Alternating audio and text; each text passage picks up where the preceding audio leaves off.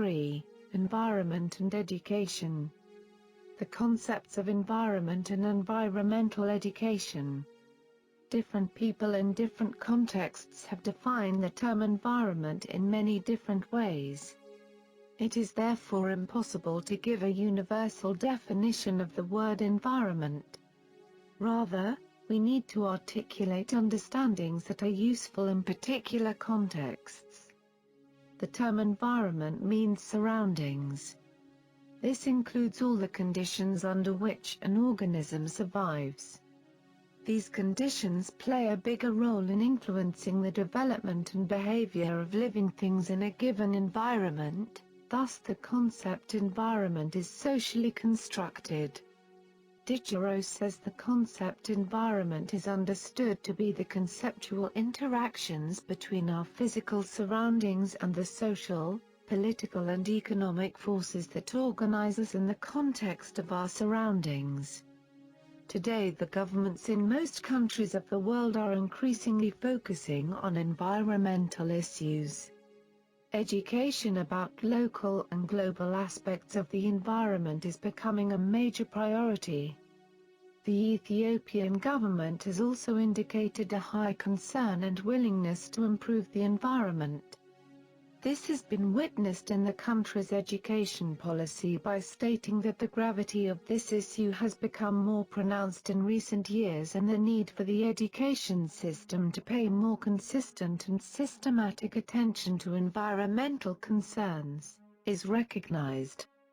This has been with a belief that there could be no better way of addressing environmental issues than through education because its purpose is to help members of society to see and address their problems. There is a perpetual interaction between education and the changing society. The need to focus attention on environmental education has been brought about because our resources are dwindling, including wildlife and natural vegetation. Our environment is being polluted. And current sensitization programs related to environmental conservation have been inadequate. Environmental issues. Dear student, why do you think countries give high concern to environment as important issues? An issue is usually a concern of serious magnitude, which requires serious debate to agree or disagree on the course of action. Participants in issues are usually required to take responsibility and feel compelled to take action to redress the situation. Environmental issues arise from economic and development trends. Thus currently environment has got the status of an issue due to the following responsible factors. Danger. This is something that an individual tries to control. Any definition of danger is arbitrary and any so-called objective appraisal of it might be seen as artificial and potentially biased. Hazard. This is a specific agent which in certain situations may cause damage. For any dangerous situation there may be a number of hazards. An event or factor possessing the ability to cause or contribute to harm or undesirable effect to life or things following involvement or contact with it is referred to as a hazard. Crisis. This is a disaster or something that needs to be viewed as an emergency and requires not only immediate attention but action. A crisis must be stopped or slowed down. Challenge. This is a high-level difficulty, problem, or hardship that stimulates and demands that serious action be taken to avert a risk, danger or a hazard. It requires careful thought, planning, and resources and time to respond appropriately to a challenge so that it may not resurface. It would be arguable that concerns, issues, danger, risks, hazards, and crisis situations may constitute challenges. Opportunity. This refers to a set of favorable or suitable circumstances to make good of or out of something. It may be the right available chance at any given time, which can elicit some desired result out of something. Risks. Risk is perceived as a phenomenon derived from social forces and as such is socially constructed. It is a cultural interpretation of hazardness. More recently, the perception of risk is being linked to culture and the way in which people conceive and construct it. Risk may be defined as the probability that an adverse event occurs in a stated time period. The probability that damage of a specific type will or may occur. Dear student, do you mention some of the causes for current environmental problem? Environmental education. Like the environment, environmental education has carried a lot of definitions depending on the individual institutional contextual preferences. Many organizations have defined environmental education in different ways. For example, environmental education is the process of recognizing values and clarifying concepts in order to develop skills and attitudes necessary to understand and appreciate the interrelatedness among man, his culture, and his biophysical surroundings. Environmental education also entails practice and decision-making and self-formulation of a code of behavior about issues concerning environmental quality. The above definition is widely accepted, as it was adopted by the Intergovernmental Conference on Environmental Education at Tbilisi, USSR, and it was used as a basis for the education component of Agenda 21. The Global Framework for Action adopted by United Nations Conference on Environment and Development, UNCED, held in Rio de Janeiro, Brazil, which states that education including formal education, public awareness and training should be recognized as a process by which human beings and societies can reach their fullest potential. Education is critical for promoting sustainable development and improving the capacity of people to address environment and developmental issues. While basic education provides the underpinning for any environmental and developmental education, the latter needs to be incorporated as an essential part of learning. Both formal and non-formal education is indispensable to changing people's attitudes so that they have the capacity to assess and address their sustainable development concerns. It is also critical for achieving environmental and ethical awareness, values and attitudes, skills and behavior consistent with sustainable development and for effective public participation in decision-making. Aims of environmental education. 1. To foster clear awareness of and concern about environmental issues that affects us at local and national levels. 2. To provide opportunities to acquire knowledge, attitudes and values needed to protect, manage and improve the environment. 3. To create new forms of behavior in individuals, groups and society as a whole towards the environment. 4. To produce citizens who are knowledgeable of problems associated with the biophysical environment and are aware of how to help solve these problems and motivated to work towards their solution. Objectives of environmental education. The following are objectives of environmental education as stated at the Tbilisi, USSR Conference. 1. To help social groups and individuals acquire an awareness of and be sensitive to the total environment and its associated problems. 2. To help individuals gain a variety of experiences in and acquire basic understanding of the environment and its associated physical, social, economic and political environment. 3.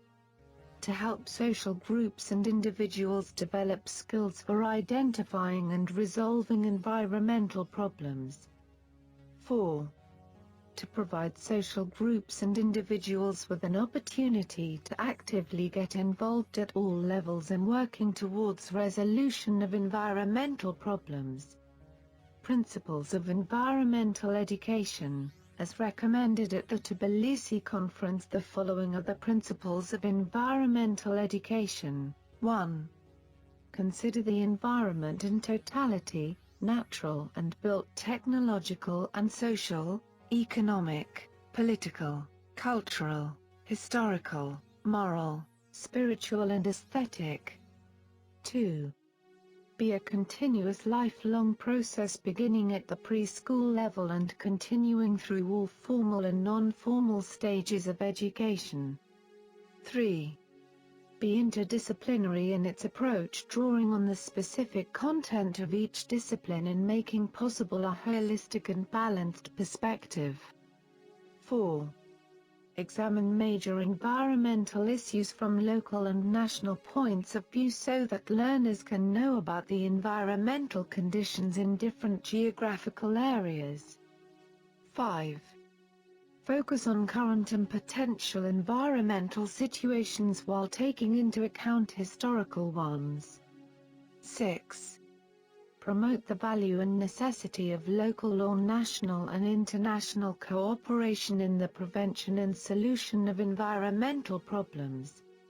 7. Enable learners to have a role in planning their learning experiences and provide an opportunity for making decisions and accepting their consequences. 8. Help learners discover the symptoms and real causes of environmental problems. 9. Emphasize the complexity of environmental problems and the need to develop critical thinking and problem-solving skills.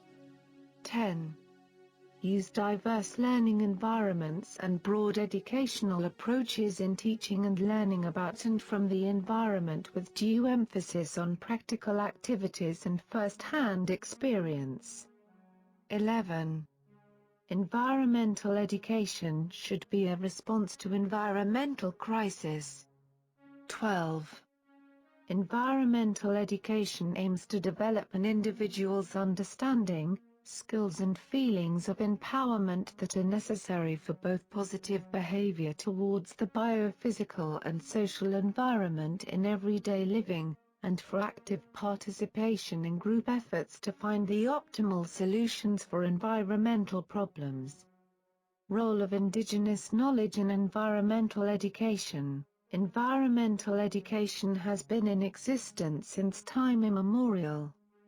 People world over have had a sophisticated perception of their surrounding natural systems and a deep reverence for those systems. Traditional in all society, one needed to know, for example, what fruits were edible, where to find water in times of drought, how to avoid attacks from wild beasts when in the forest, what kind of plants made good building materials, medicines or fiber. People generated new knowledge through trial and error. This interaction was more than a matter of survival. Sometimes it led to environmental crisis. Indigenous knowledge system. For the vast majority of Africans, education in the ways of a specific culture was an informal but integral part of everyday life. The traditional knowledge imparted by elders and others, among other things, involved a detailed understanding of local biological resources, awareness and understanding of biodiversity conservation issues. The importance of biodiversity and biological resource conservation were traditionally embedded in communities and were passed down through many generations. The knowledge and skills developed over many millennia to adapt to and manipulate their land, flora and fauna constitute an invaluable resource. The present generation has many lessons to learn from tradition and culture as the fight to reverse environmental degradation continues. As part of the indigenous knowledge techniques, stories are an important part of growing up. Through traditional stories, children are made to understand what their life is all about. Traditional stories have a meaning and a message for young people. So, when you grow up, you will try to be clever, good, brave and wise. Some traditional stories were meant to conserve wildlife and other natural resources. For example, the stories about not eating meat from certain animals, birds and fish species helped conserve these resources. As to your community's tradition, would please explain some stories told to children that help to protect our environment and share to each other? The illustration below highlights some of the issues that require being tackled involving Indigenous knowledge and communication systems. Could you figure out why this approach of passing knowledge and skills is used? Whose responsibility is it? Wisdom of our ancestors. Traditional forms of agriculture once widely practiced, shifting cultivation, a technique that is seldom possible to use today, is an example of agriculture in harmony with nature. In those days, farmers did not clear the land totally. Certain trees beneficial to society, providing fruit, medicine, wood, shade, spiritual needs and soil fertility were left untouched, while other trees were cut off at 1 meter above the ground, or only the branches as thick as a man's arm were lopped. None of the tree roots were removed, and this allowed them to regrow quickly, returning the soil to full fertility in as short time as possible after the farmer had moved to another piece of land. When the cut branches had dried, they were burned to clear the grass, and so the ash could add fertility to the soil. The land was not plowed, but a form of zero-tillage was practiced, with seeds being planted into holes made with sharp sticks. Several crops were planted onto the land in the same season, thus ensuring plant diversity, soil protection and soil fertility. In those days, environmental degradation, soil erosion, soil exhaustion, pollution, loss of plant and animal species and deforestation was unknown. The lesson which can be learned is that shifting agriculture can no longer be practiced because of the shortage of land. Harmony in farming the land must be reinstated. The principles governing harmony need to be learned and practiced by every farmer so that good land husbandry practices are instituted as possible.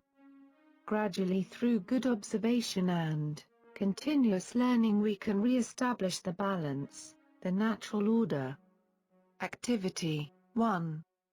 Discuss and reflect how people preserved endemic plants which were sources of food, medicines, etc. 2. List the mechanisms through which peoples in your community protect their environment. Education for Sustainable Development, ESD. Education for Sustainable Development is an emerging and dynamic concept that encompasses a new vision of education. It seeks to empower people of all ages to assume responsibility for creating a sustainable future. Below are listed some of the points related to education for sustainability. Reflect on the points and discuss on whether education for sustainability is a new vision of education. Important points on ESD include: basic education provides the foundation for all future education and is a contribution to sustainable development in its own right. There is a need to refocus many existing education policies, programs and practices so that they build the concepts, skills, motivation and needed sustainable development. Education is the key to rural transformation and is essential to ensuring the economic, cultural and ecological vitality of rural areas and communities. Lifelong learning, including adult and community education, appropriate technical and vocational education, higher education and teacher education are all vital ingredients of capacity building for a sustainable future. Education will shape the world of tomorrow, and it is the most effective means that society possesses for confronting the challenges of the future. Sustainable development requires active and knowledgeable citizens. and caring and informed decision-makers capable of making the right choices about the complex and interrelated economic, social and environmental issues human society is facing. The points listed above indicate that education in its new vision of sustainability efforts is a social learning. This implies that sustainable development is a catalytic vision rather than a technical concept, and it also means that sustainable development is more of a moral precept than a scientific concept, linked much with notions of peace, human rights, and fairness as with the theories of ecology or global warming. While sustainable development involves the natural sciences, policy and economics, it is primarily a matter of culture. It is concerned with what people cherish and with the ways in which we perceive our relationship with others and with the natural world. Sustainable development requires us to acknowledge the interdependent relationship between people and the natural environment. This interdependence means that no single social, economic, political or environmental objective be pursued to the detriment of others. The environment cannot be protected in a way that leaves half of humanity in poverty. Likewise, there can be no long-term development on a depleted planet. Linking social, economic, political, and environmental concerns demands an education system that promotes a system of ethics and values that is sensitive to cultural identity, multicultural dialogue, democratic decision-making, and appropriate use and management of natural resources. All countries have sought to respond to the challenge of social learning, within the limits of their resources.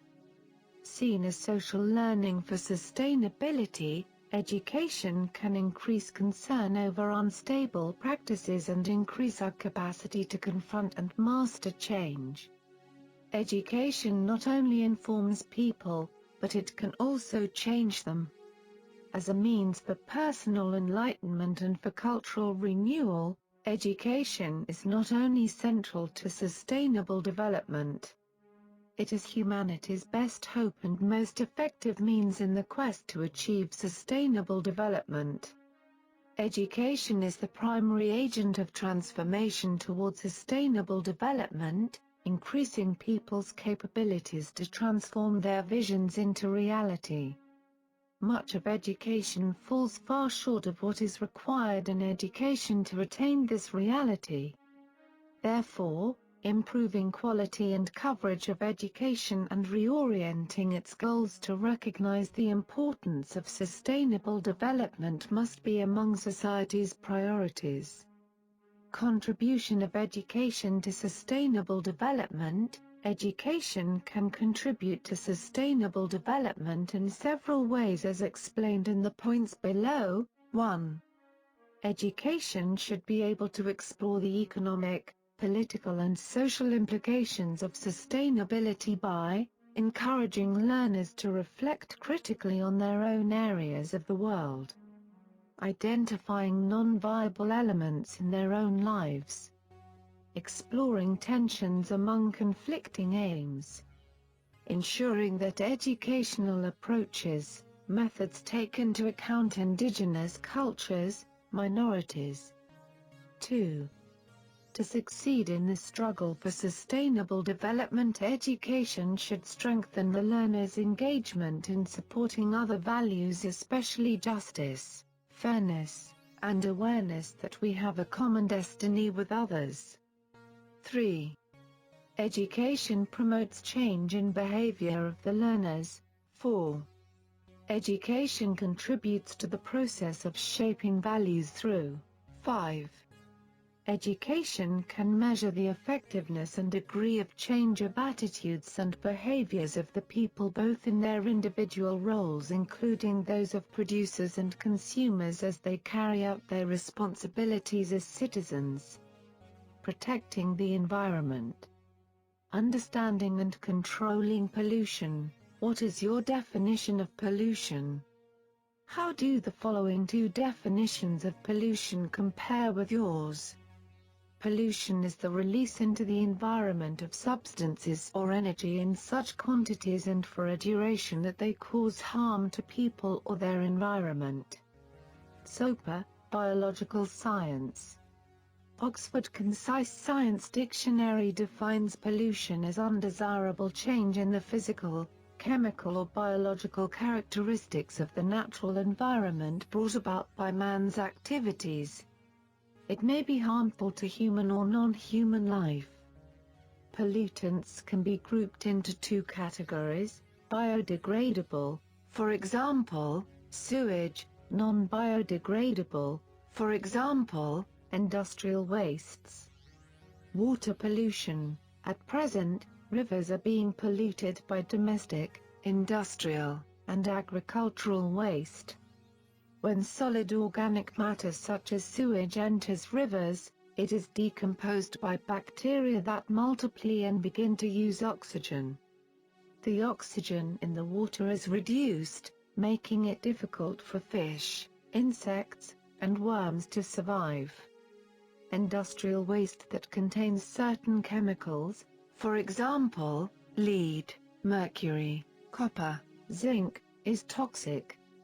These chemicals accumulate in fish and other aquatic organisms, and eventually spread through the food chain.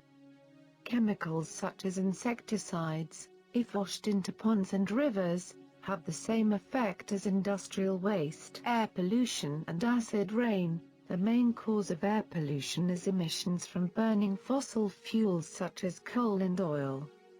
The smoke and fumes from factories, power stations, vehicles, and airplane engines contain toxic gases such as sulfur dioxide, carbon dioxide, and carbon monoxide. These pollutants dissolve in water vapor to form acid solutions that fall back to Earth as acid rain. What do you think acid rain does to plants? Acid rain affects young shoots and leaves, causing them to fall off. The root structure is damaged and the plants eventually die. Effects of acid rain include acidification of lakes and streams, damage to crops and trees, contamination of soil, acceleration of decay of building materials, paints, severe impact on the terrestrial and aquatic ecosystem balance, degradation and harm to public health, respiratory problems, contaminated food chain. There can also be serious damage to crops, reducing yields. Acid rain makes soil more acidic and eventually the soil becomes less fertile and possibly toxic. Other types of pollution. We do not normally consider noise from cars, motorcycles, airplanes, dogs, children, radios, television, etc. to be pollution. Prolonged loud noise from industrial machinery and discotheque clubs can damage the inner ear and cause partial deafness. Noises can also cause sleeplessness and mental depression. Another type of pollution is radiation, which can cause cancer and blood disorders such as leukemia.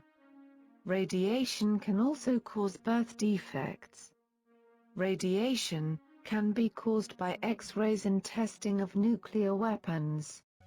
Control of pollution. How can we control pollution? The ultimate goal of pollution control should be a positive one that achieves a balance between the use and the preservation of the environment. Most countries attempt to achieve this balance through a combination of legislation and voluntary compliance. Research has led to the design of automobile engines with reduced exhaust emissions. Factory and power station chimneys can be fitted with pollution reduction devices.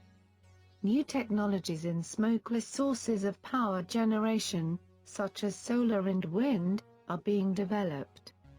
Plastic containers can be made from biodegradable materials that decompose naturally. Conservation and preservation. Our ecosystem has remarkable innate capacity to regenerate that makes it, its biota, a renewable resource. In other words, it has the capacity to replenish itself through reproduction despite certain quantities being taken from it. One mechanism through which humans secure devastation of resources through conservation and preservation. Conservation may be defined as the human management of Earth's physical and biological resources in such a way as to give all forms of life, including humans, the best chances in a shared future. SOPA, Biological Science.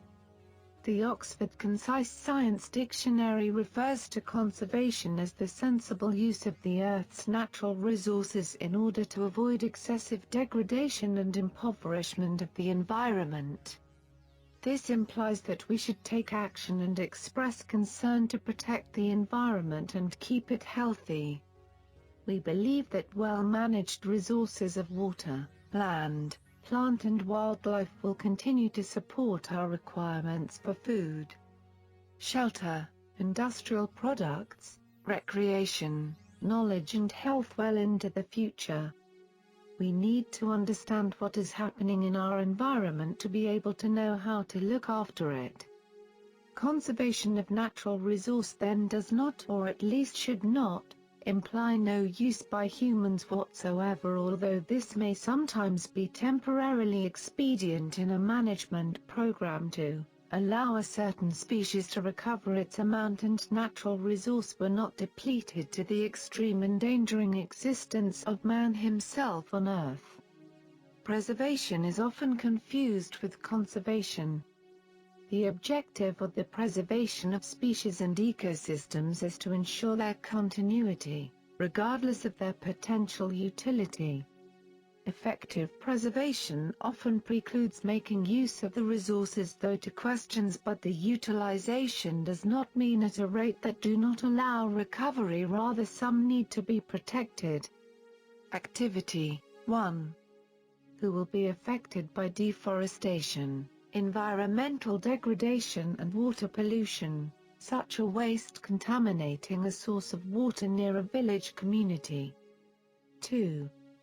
Give the arguments that you would use to argue either for or against environmental pollution. 3. How is wildlife destroyed? 4. How is acid rain produced? 5.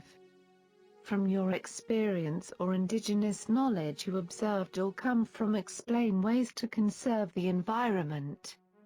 Recycling materials, imitating the cycling processes in nature is an important aspect of conservation. How often do we discard something after we use it? There is no question that the amount of waste created by modern lifestyles is a serious problem. The solution to this problem is obvious, even if it is not easy to achieve. Each of us must accept responsibility for disposing of waste properly. We should consider regular anti-litter campaigns. These often have a positive effect on changing our attitude towards the way we use packaging materials. Instead of discarding valuable materials as waste, we can reuse them either in their present form or by recycling them for other uses. This has the added benefit of reducing the demand energy in raw materials. One way to ensure that we reuse packaging materials is to have purchasers return empty containers to the supplier. We often do this with refillable bottles, either by leaving a deposit when purchasing which is collected after returning the bottles, or offering a rebate on the next purchase if the empty containers are brought back. The other way involves separation of useful packaging materials from other waste just before it is discarded by burning, burying, or before collection by central garbage collectors. The separation involves all recyclable materials to be grouped separately from non-recyclable materials. Before we look at recycling processes, we should consider the following problems. The recycling process uses energy and, therefore, costs money. Plastic objects must first be sorted, and this can cost more money than the value of new plastic.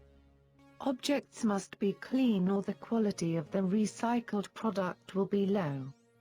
Recycling of plastics. We will now discuss 3 different ways to recycle plastics.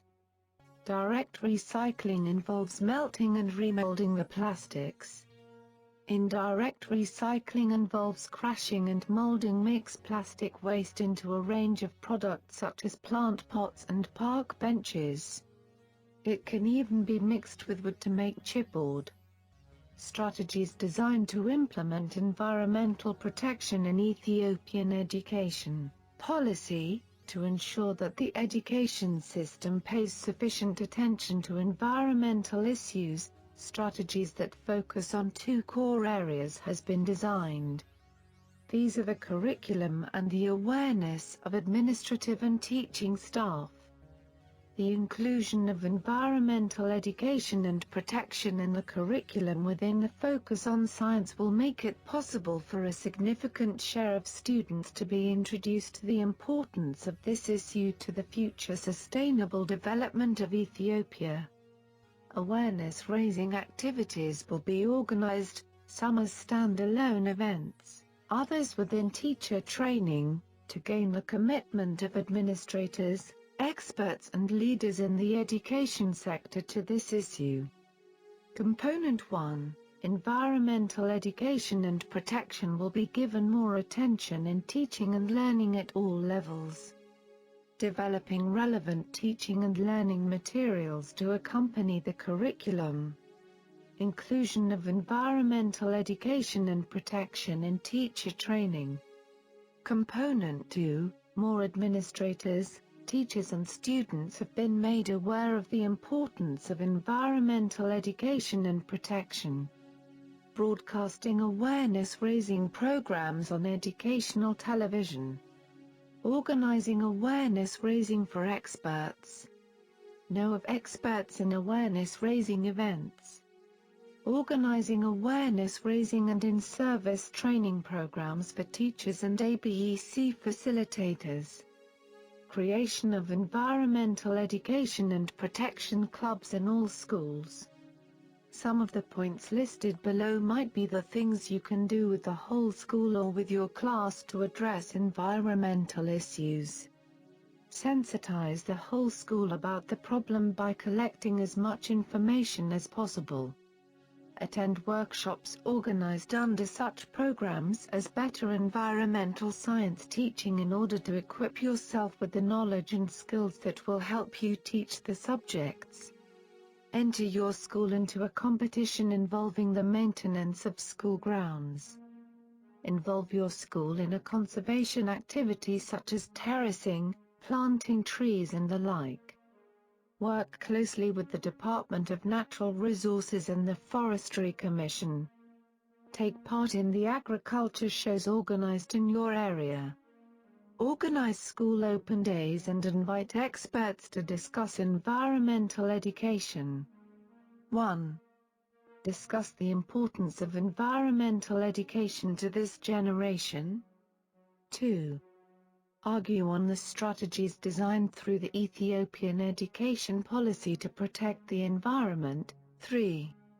Describe about sources of water and air pollution with their protective mechanisms. 4. List the mechanisms through which teachers and students can play a role in environmental protection. 5.